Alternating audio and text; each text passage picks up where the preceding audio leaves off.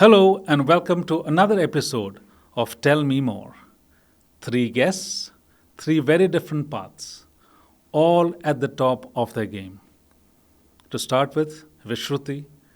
She is All India 3 in the ICSE 2018 examinations, a CA, CFA Level 3 candidate, and now headed to study at the top business school, the IIM Bengaluru.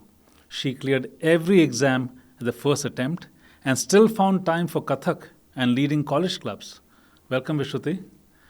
Gauri Bhujani took an extra subject at the A levels, so she wouldn't have to choose between math and a favorite subject, biology. Now she's headed to study bioinformatics and computational biology at the UC San Diego campus, USA, in September 2026. Welcome, Gauri. And Avishi, the Mumbai HSC topper. She's also a school topper with a whopping 99.4% in grade 10 ICSE. She's appeared for the JEE Advanced. She's also a voracious reader, an artist, and a great speaker. Welcome, Avishi. So I have three amazing ladies for this podcast, and this is titled A Seat at the Topper's Table. Thank you. So to start off with, I know all the three of you have been students at the VIBGYOR group of schools, different branches. So let me start with Avishi. Avishi, normally people consider toppers, especially board toppers or toppers at the state level or school level as nerds and bookworms, right? We will come to that in a bit. What I would like to understand is how does a normal study day look for a normal student like Avishi? So for me, up till class 10, I had a very flexible study routine. I used to wake up at 6 in the morning for school. I used to be back by 3 at home. Then I used to take a nap till up to 4 p.m. And after that, around 2 to 3 hours, whatever assignments or homework we had, I used to do that. Then I used to watch TV, have dinner, play with friends. And post that, if there was any exam the next day, I'd prepare for about an hour again by studying. And then I used to sleep by 10:30 or 11. So till school, my study routine was not very packed and I had a lot of time for other extracurricular activities. But as soon as I entered into 11th, preparation for competitive exam, it, I think, requires a lot more efforts. So the same timings I had for my coaching also, 6 a.m. to 3 p.m. But after that, when I came home, I had to give at least 5 to 6 hours minimum of self-study so that I could prepare for tests and revise concepts. And the days where I did not have any coaching, I had to give in at least 10 to 12 hours of testing and revising concepts. And as my exams neared, I had to appear for mocks. But I like to say that the time which we are not devoting to studies, there is a lot of time which is left that we can use for our extracurricular activities. And in this way, I wouldn't say that toppers study 24/7. Okay. We can definitely find time for other extracurriculars as well. That's being very humble of you. And I don't know how many would agree to what Avishi just mentioned. But what are the other, what did you find time for apart from studies? So apart from studies, I love reading. I'm an avid reader. Okay. Apart from that, I'm very fond of cooking. So with my mom, whenever I used to feel a bit exhausted after studies, I used to go into the kitchen and then I'd ask my mom that what is she preparing and if I could help. And now in the upcoming 2 months of holidays, I'll be looking forward to more cooking classes and I want to learn plating aesthetic dishes because as they say, you eat with your eyes first. Interesting. So toppers don't just cook you in the classroom or in the school, but they also make to be good cooks. Having said that, maybe a bad joke, but let me move to Vishruti.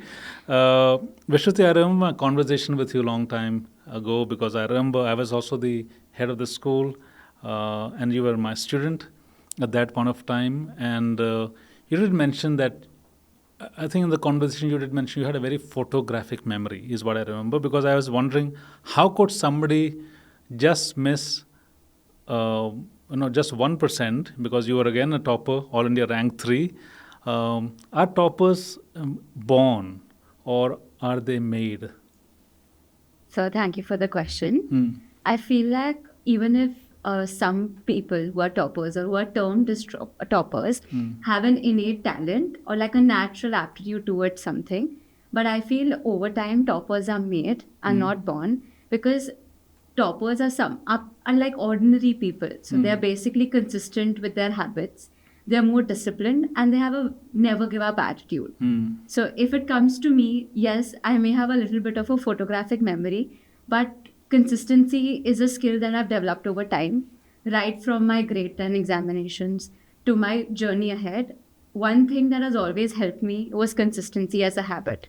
So I strongly believe that toppers are not born, but they're developed and they're made or fine tuned into people who are consistent in whatever they do. Great. So this is a very power-packed room. I can only see the top numbers, and therefore the energy is very, very strong in terms of academics. So this is to Gauri. Um, you are from the Cambridge curriculum. The approach is different. The learning styles are different. The curriculum context is different. So what is that brings in a difference in the way you did your studies? So for me, the biggest thing while studying was to actually take care of myself and make sure that I didn't burn out in any way, because I knew that if I took too much pressure, it would just not work out for me. So one habit which doesn't seem like it has much to do with studying but has actually made a huge difference to me is just going on a 1 hour walk every day. It doesn't seem like it has much of a relation to studying, but it's really great for de-stressing. And I've noticed that whenever I start saying, I'm supposed to study, so I should probably sit at home and study rather than spend that 1 hour walking, I end up stressing out more and just being under pressure, feeling stress a lot of the time. Whereas when I keep that habit of going for that one walk every day, it just clears my mind and it energizes me. So it's really useful in making sure that I don't burn out. Great. That's giving yourself your me time. But I also know that when you're on top of the game, you always like to be there right on top. Is that the feeling that all of you share? Because all of you are right on top when it came to academics in your respective school, in the state, or even in this country. Is that the constant pressure? Is there a pressure of exam, of performing to the expectations of parents, to peers, and India with your cousins, relatives, mama, mommies, all of them come into the play, right? So is that pressure huge? Do you genuinely feel that pressure, or you think it's unwanted pressure? Actually, my parents have been very supportive. But in 11th, 12th, whenever we are preparing for any competitive exam, pressure is bound to arise. Right. When you go to a coaching, you have to be at the top of your game. You have to give your best shot in every test so that later you end up in the top batch. Right. So there is a constant pressure of performance, but finding the right set of friends who don't make studies toxic, friends who help you and friends with whom you have a symbiotic relation, they are the best, because you'll be able to help them when they need you and you can get help from them as well. And for expectations, I believe that you yourself have to set certain bars, and there may be people who are doing better than you, but you know your capabilities, and that's how you have to work hard in order to achieve that. Is there anything that people like us who have not been toppers ever, which is normal, do they get something wrong about the toppers? That there's a certain thought about toppers. What is it that you think that people get have a wrong notion about the toppers? Anybody? I think that toppers are labeled to be nerds, Yes. people who keep studying 24/7. They are boring people, they don't have a social life, they are probably labeled as antisocial. But according to me, I think toppers are all rounded individuals. They know that academics has to be given priority, and that's why they devote a certain amount of time to academics. And after that, if I talk about myself, I love to do extracurricular activities, and I think all of us here have also found time to pursue our hobbies. So that's what I wanted to add, that we don't study 24/7. We just keep priorities at our checklist. And as and when academics go well, we maintain it, and side by side, we do a lot of other things. And basically, holistic development is important, which all toppers want to focus on. I'm so happy to hear the context of the the development of the entire person, because that's so critical, so essential for you to deal with problems later on in life, and also possibly take on responsibilities which otherwise may not have come your way if you were not that kind of a well-rounded person. Did you have to give up anything to stay right on top? You're an A-star student, right? Having multiple A-stars in your subjects in the A levels. Did you lose something along the way, or you think everything was just great? I feel like I could have spent more time with my brother. Okay. He asked me to play games with him sometimes. I did take out the time. I used to have a dedicated 1.5 hour per day to play games with him. Okay. And it used to be good for me So when too. you say what, is it talking about digital video games or? Video games. Okay, Yeah. all right. Though, I mean, I feel like I could have spent more time with him over the years. But So that's the only regret you have. I guess so. But otherwise, I've genuinely enjoyed studying, learning all of these years. It's been very nice. Great. So to put this to Vishruti, you've topped, you were number 3 in the ICSE in India in grade 10. And then you pursued your CA, you did your graduation, then pursued your CA, you did your CFA. And now you are going to the best business school in this country. And there were a lot of other things that you did alongside your studies, right? How did you balance this? Do you think you lost something along the way, or you're very happy with what you were able to achieve? So I feel, of course, like a coin has two sides. Like I've gained a lot of academic excellence throughout my journey, I might have missed out on some social events, some parties, some family time. But I feel the flip side is that because I got to pursue my passion, like I've done my Kathak Visharad Pratham from Gandharva Institute. Okay. So that was something that kept me happy and kept my soul happy. So it was like my favorite pastime. Okay. Also, I feel like a natural extension to my personality is giving back to society. Okay. So when I joined the Road Track Club as a member, then I went on to being the head of entrepreneurship development team. And then I also took up a leadership responsibility. So right from helping them at the ground level to taking on leadership responsibility, it has given me a lot of inner satisfaction and peace, which has helped me be a humble person and be true to my values. So that's something that I would give due credit to. So I feel along my journey there have been a lot of learnings, and I don't think I've really missed out on something because I had something that kept me equally balanced and focused. So for me, like spending time like in orphanages, in clubs, then doing Kathak, all of them made me a very balanced person. So I give due credit to that as well. That's great, because at the end of the day, successful people are also people who are very balanced in how they see things and how they take life. So I will put this to Avishi, right? Back-to-back high stakes exams. How does it feel to be here? And what are you waiting for in the future? So actually, since the start of 11th, up till 10th, everything seemed to be very easy. It came very effortlessly. But as soon as 11th started, I felt like I was at the bottom of a roller coaster, which suddenly shot up. Okay. And there was a lot of pressure and a lot of study load. Concepts became tougher. I had to put in a lot of efforts.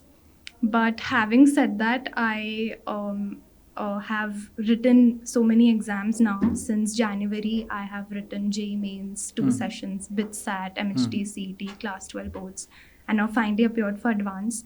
So I feel that whatever efforts I've put in these 2 years, I feel satisfied that maybe I'll get the result I want.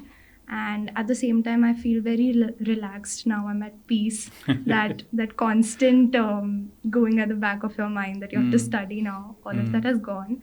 And these 2 months of holidays, I look forward to again resuming all the hobbies that I want to pursue. Like I do art and craft also, especially mandala art. So I want to Yeah, pursue that you also. mentioned that. Yes. Wonderful. So, coming to you, Gauri, what I understand, both your parents are engineers, right?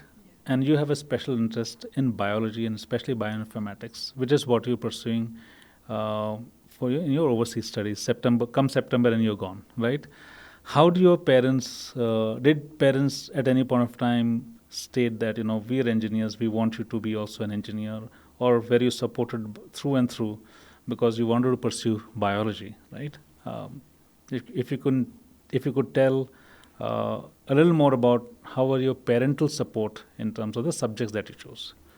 So my parents always made it clear that it was my choice. They said, you have this opportunity, you have the choice to do whatever you want. They never told me that I had to be an engineer.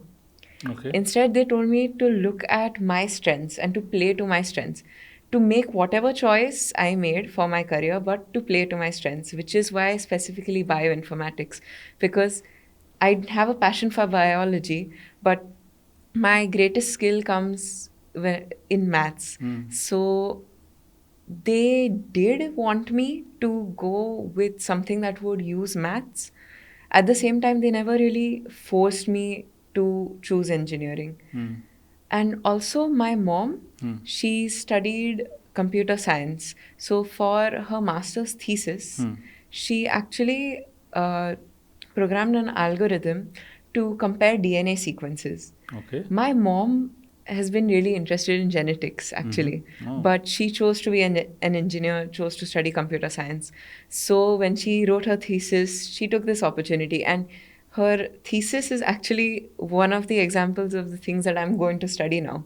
Wow. So learning about that again, learning about my mom's passion for genetics and how she combined it with her forte for engineering, that was also really inspiring to me. Wow, truly inspiring. I think there is no alternate to a parent's involvement in their child's growth. Vishruti, another critical question. You did equity research on the Indian healthcare sector, while you were doing your. Did you do that along with your studies? What did it teach you, which otherwise you won't have gained from a very textbook written concept or understanding? Please go ahead. So after completing my chartered accountancy in 2024, I joined this PMS called ThinkWise. So where I was assigned to do equity research on publicly listed healthcare companies. Okay. So a few of them being Inventurous Knowledge Solutions. So it's a very different company in terms of what it does. So to put it in simple words, it's basically an Indian company that outsources the healthcare system services of the US. Okay. So basically, it reduces their cost and it gives them a cost effective solution. So, learning about the Indian pharma industry and the pharma industry abroad, a few key takeaways were things don't work the way they do in textbooks. Real life works very differently, especially in terms of execution. So, I feel a few things that I learned is it is very easy to deal with Excel models, presentations, but when it comes to dealing with people, it's a whole different ballgame altogether. So those are a few things that I learned. Also along the way, I learned about how you do competition analysis, you do peer analysis. All of that works very differently in the real world. So when you're actually meeting managements, when you're going to analyst meets, when you're gaining different perspectives about how people think and how they nurture, you get to learn a whole new thought process and like different cultures, different people, and creating a very cohesive environment for you to collaborate, for you to brainstorm together, and for you to sum up your ideas. So that's something that I learned, which pushed me to eventually think of why an MBA. Because I was so against it initially. Okay. And over those 5 to 6 months, something that I realized was the whole network that would be created. I was always in like closed doors when I was doing my chartered accountancy because it's more like a self-study sort of a thing because you're not exposed to so many people. Right. You're with yourself the entire time. So the whole purpose of being together, collaborating, learning new things from other people was something that I found missing in my journey. Wow. What was the role that so we have the ecosystem built. We have parents, you have siblings, you have your relatives. What was the role of the school and its teachers in shaping you to what you've become today? One thing that I've always carried with me is the foundation that VIBGYOR has built for me is more than humbling and is inspiring throughout my journey. The person I am today is what VIBGYOR has built right from pre-primary to grade 10. The kind of warmth, the kind of comfort, and the kind of positive environment that VIBGYOR has always created. It's always pushed me beyond my abilities, and it has always helped me strive better to do what I'm doing right now. So I feel not only my parents, my teachers, my friends, but it is a cohesive and a holistic way that VIBGYOR has shaped me. Right from attending culminations in school to being a part of the speech and drama club, as well as the other opportunities that VIBGYOR has given me, like being a part of Viva, being a part of different competitions, having exposure to MUN clubs, also the international exchange program. Words are short to describe what VIBGYOR means to me. And I'm truly humbled by the effort, not only that the teachers have put in, but also the entire VIBGYOR staff, that as well as the principals, because all of them are so positive and are so helpful. So it feels like I always want to give back and come back to school. Even when I'm passing VIBGYOR, it's like such a nostalgic, happy way of coming back. So I think VIBGYOR, not only as a school, but as an experience over the years, has helped me be the person I am today. And I'm truly indebted to VIBGYOR. Thank you so much. That's a lot of appreciation for the school that you grew up in, where you spent more than 10 to 12 years of your growing years. And I think it's a reverse now. It's not just the teacher blessing the student, but the student blessing the teacher or whoever he or she is taught. Great. Good to know about that. Wonderful, Vishruti. Glad to know that. So my next question is to Avishi. Avishi, you spoke something about mandala art, right? I know that public speaking, you mentioned about cooking. You also dance. So I don't actually pursue dancing, but it's like a hobby. So I like to dance at home or maybe in society events and family functions. Actually, in school, from I think first or second grade up till 8th, like before COVID, I was in the dance SPA. Okay. So that's where I started, developing a knack for dance as well. In ninth and 10th, I was in speech and drama. Okay. So up till 8th, I used to dance also. So Okay. from school also, I've learned a lot. Okay. And apart from that, public speaking, so I was in Delhi for my first 4 years. So over there, I was in a school and it was a Women's Day event. Okay. So I was chosen, I was 3 at that time, for delivering a speech.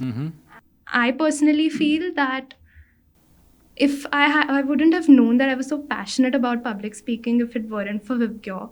I got a lot of platforms and a lot of opportunities to embrace the skill of public speaking. We used to have culminating activities. Okay. We had inter-house competitions.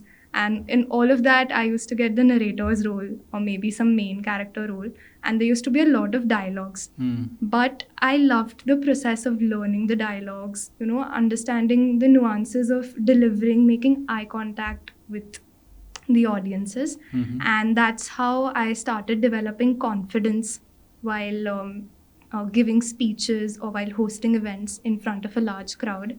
And now I feel as a more confident person because of this public speaking skill. And I hope that once I get into a good college, I'll be able to get into some elocution club and make my skills more better in speaking. Great. So that is a message to everybody who thinks that toppers can't dance. They can, and they can pursue public speaking. They can be good speakers and maybe good politicians too in the coming years. Having said that, let me wind this back to Gauri. Gauri, how are you preparing for your life outside this country? I know when we spoke, you mentioned that you hold a US passport. You are a US citizen studying in this country because your parents are here, your sibling is here. Now you're going back. What are you preparing for? Because that's very different from what would have been if you were a student there, right? So there are many students at VIBGYOR who are pursuing their education outside this country. How are you preparing you for that if I can call it a challenge, of studying in a different country? So I'm sure that I'm going to experience a bit of culture shock when I get there. And I think I'm just going to have to make mistakes and learn from them. I'm fully prepared to not understand things once I get there, but I think I will figure it out, and I just have to have faith that I will figure it out. Um, Apart from that, I do have. So my parents lived in the US for a couple of years. They have some idea of what it's like over there. So my dad's going to drop me off. Okay. So hopefully he'll also show me around, and I'll make a bit more sense of it. Okay. I'm a little nervous about leaving home because I mean most of my family is here, but I do have relatives there. And I mean we live in the digital age. Everyone Yeah. is just Connected. a call away. So I'm not worried. I think I will have everyone with me. Is there any advice that you would like to give? Very cliched statement, but would you want to give to people who are your juniors who would like to, do things, pursue careers? Any word of advice very quickly? So to sum it up, I would just like to give a few key takeaways that have helped me be excellent in what I do.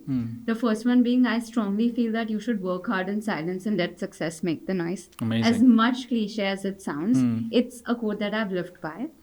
Also, in this age where we are exposed to so many different distractions, it's very important to be as focused and as disciplined as possible, because there is going to be a set of differentiation between you and the other person in this time and age.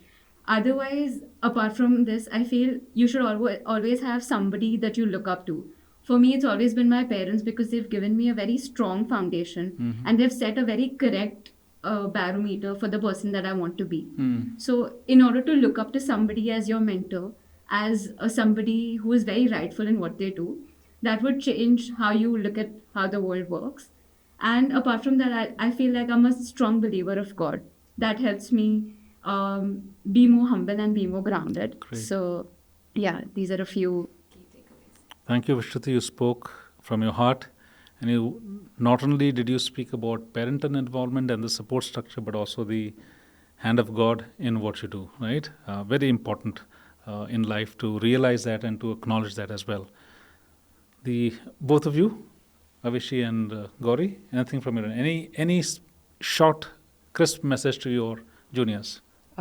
Work hard, but also work smart. I think it doesn't make sense to keep trying something if it's not a good fit for you. I think you have to figure out what works for you, and the only way you can do it is by trying different things. And once you figure out how you study best, you can use that to your advantage. So having that self-awareness about this is how I study best, I think that's really helpful. I've realized that I study better when I study with other people. I've realized that I study better when I don't necessarily make myself sit and read a textbook, but I make myself solve problems and I'm sort of discuss things with other people. So when I study, I try to do those things more, and it's really helped. So I think you should try and understand what works for you and then just use that knowledge. Very well spoken. So have the wisdom to understand what works for you. Parting words of wisdom from Avishi? Yes, I'd like to say that no matter how tough the going gets, you have to believe in yourself. You have to believe that whatever path you have chosen, no matter how rough it gets, you have to figure out all the problems, the solutions on your own. And as Vishruti said, even I believe in God. You have to keep believing in God, because it might happen that you're putting in a lot of efforts, but sometimes it does not translate into the results you want. But at that point of time, you should think that maybe in the future, whatever is happening right now will prove to be in your best interest. And always keep yourself with the right set of people who are your well-wishers. Right. Keep positivity around you, and yes, respect everyone around you. Great. So a man is known by the company he keeps. Very well said. Very well put. Thank you, Vishruti, Avishi, and Gauri.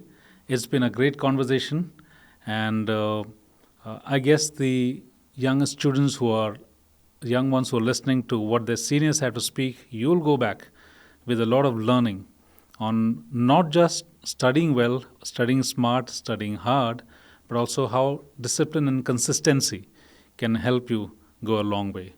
So, thank you once again. And to everybody watching us, keep coming back and watch this podcast. Tell me more. Tell me more. Tell me.